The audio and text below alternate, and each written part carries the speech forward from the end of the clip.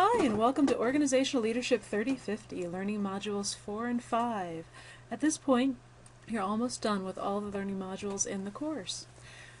First of all, let's remember the ideas of the feedback loop between reflection and action coming out of KEGAN and Vassallos. These are two of the scholars who are part of the literature focus for the course.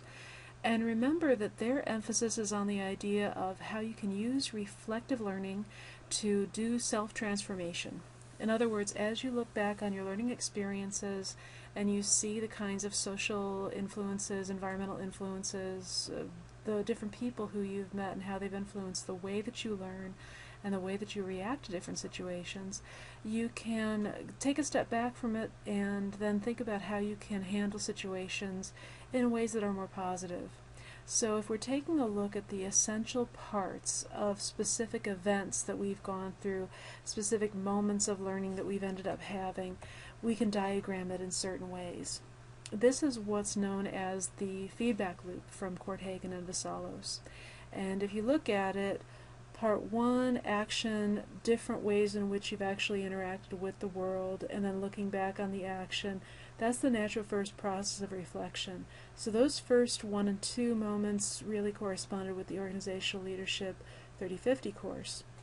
As you're moving into Part 3, awareness of the essential aspects of your behavior and your decision making, and creating alternative methods of action, that's more the work of 3050 and 4000 in the organizational leadership courses. So when you're looking at this particular feedback loop, it's like we're beginning now to become aware of the specific essential aspects of each decision that's being made, and we can reflect back on how to handle decisions differently. So in this learning module, Module 4, you're looking at the work of KEGAN and Vassallos, and the main activity that you're going to have is in the discussion tool. You're going to be applying their theories to a specific film example that you are going to want to write about. So one of the things that we thought we would do with each of these 1 credit hour courses is give you a chance to have some activity where you're reflecting on a film example that might end up being, a little bit different, a little bit more fun, and a little bit of comedy involved, so that you would have a chance to use these frameworks and apply them to something concrete, to a concrete example, and that's what the films are for. So remember the learning outcomes for this particular course, 3050. We're analyzing previous experiences using the conceptual frameworks. We're looking for social influences and community relationships that shaped reactions. And we're looking for ethical theoretical frameworks that influence people's decision making.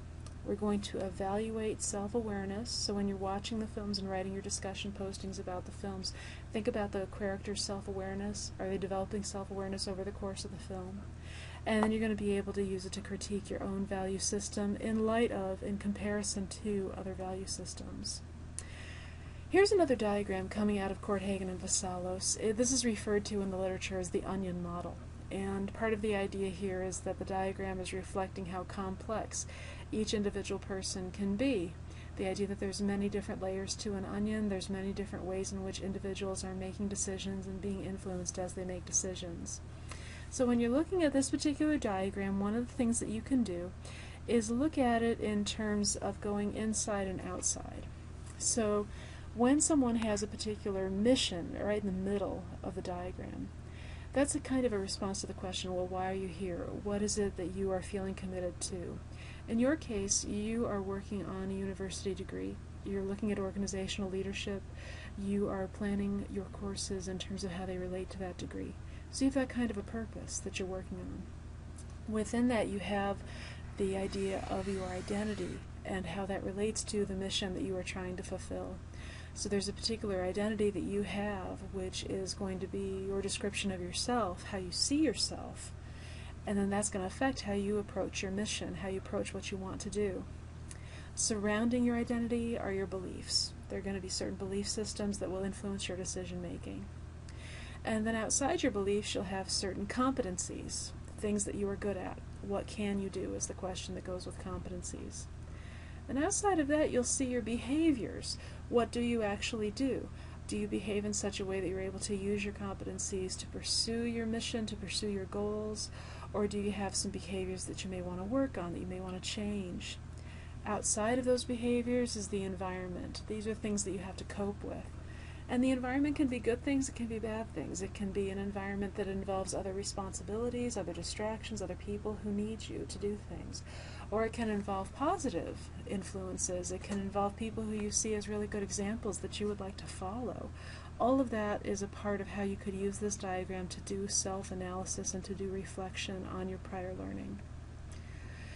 Here's another way that you can put together the feedback loop with your degree plan and your larger goals. You can use this feedback loop as a way of trying to understand the different kinds of situations that you are in, your own self-awareness of the situation, your awareness of your limitations, your awareness of your abilities, your awareness of your competencies, and your awareness of your core qualities. And then by the time that you go all the way around the circle, you've done a lot of self-analysis and you end up being able to actualize certain important core qualities and behaviors that you want in your life. So that's part of the idea of self-reflection, that as you go through this process you are preparing yourself for a higher level of achievement. Now let's talk a little bit about those discussion film examples that you're going to be using for this particular part of the 3050 course. As we mentioned earlier in Learning Module 1, we've given you some background information for each of the possible films that you may choose to view. You want to pick one that you're going to focus on, and you want to do a plan ahead as to how you're going to be able to see the film. In 3050, the two films that you can choose, first of all, Barbershop. This is a film that is a really interesting story about a man who is inheriting a barbershop from his father. He's struggling with the feeling that the barbershop and the people in it may be holding him back in life, and he may not fully understand the value of the barbershop that he has. Because the barbershop has a certain role in the community. It ends up being a place where a lot of people gather and have serious discussions about important issues. And he may not realize the importance of it to the community itself. So you can see how in the film Barbershop, the individual in the community is an ongoing theme that you can write about for your discussion. Another choice is the film Amélie. In French, it's Le Fabuleux Destin d'Amélie Poulain. And Amélie is a character who is raised in a very particular way by parents who might be described as a little bit uptight or a little bit fastidious. And the way that she ends up living is affected by how her parents have raised her.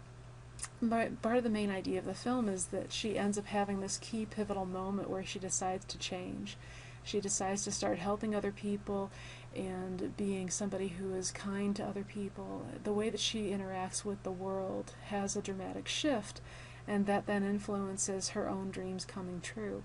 So when you're looking at this idea of the individual remaining solitary or the individual trying to reach out to the community, that's what the character Amélie is dealing with in that film. So what you want to do is view your choice of film and then take a look at these 5 questions that you see listed on this particular slide. You're going to want to post in discussion to show us how you've thought about the film in light of these models of reflective learning from this particular section of the course. Now, the literature review overview and recap. Remember that in Organizational Leadership 3050, we started out with a story from Dana Lieberman, and her work is referenced here. So if you should ever need the bibliographic information about Dana Lieberman's story, then that's the kind of thing that you can use. Also, we mentioned Sullivan and Rosen, their idea of community from their work, A New Agenda for Higher Education, is one of the themes that we've taken for 3050. The idea of community and community responsibility, the idea that having a community context is something that's going to influence your decision making is one of the things that they've mentioned. Remember Kolb, David Kolb. He is somebody who wrote about the idea of reflective learning as being a way of trying to understand the influences that a person may be unaware of. So from the very first moment that you are learning something, chances are there are certain assumptions or ideas that you bring to that experience, and that will influence your experiential learning. That's the Kolb material. And then you saw the Fiedler and Marino material. In this particular course, Organizational Leadership 3050, we're looking at the description of the role of others' ideas in how we interpret in a particular situation. So as we're dealing with our connections to others, that's going to give us certain key insights and certain key perspectives that arguably influence how we react and how we approach learning. KEGAN and LAHEY. taking a look at that idea of the self-authoring mind and having an agenda, having certain goals that we are trying to pursue. KEGAN and Vasalos, they're the ones with the feedback loop and the onion model. Taking a look at their phases of reflection 3 and 4, the awareness of core qualities and the plan for the actualization of qualities that one wants to have. So we're corresponding in this course to the questions, what can you do, what do you do, what is it that you have to cope with in terms of the environment, in terms of other people who you are responsible to. And then the final discussion topic for this particular learning module, taking a look at yourself, doing a self-analysis discussion, and in this context you're going to want to make sure that you are answering the question in light of your degree program's learning outcomes. So remember that you have to have a good understanding of what goes into the Organizational Leadership BS degree, and you're going to want to look at the learning outcomes that are listed in the catalog description for your degree, and then consider how you can reflect on your prior learning and then relate that to those learning outcomes. So this is taking a look at you, your context, and the learning outcomes for the Organizational Leadership degree in its full and final version. Thanks again, and congratulations on finishing up the last section of Organizational Leadership 3050. Take care.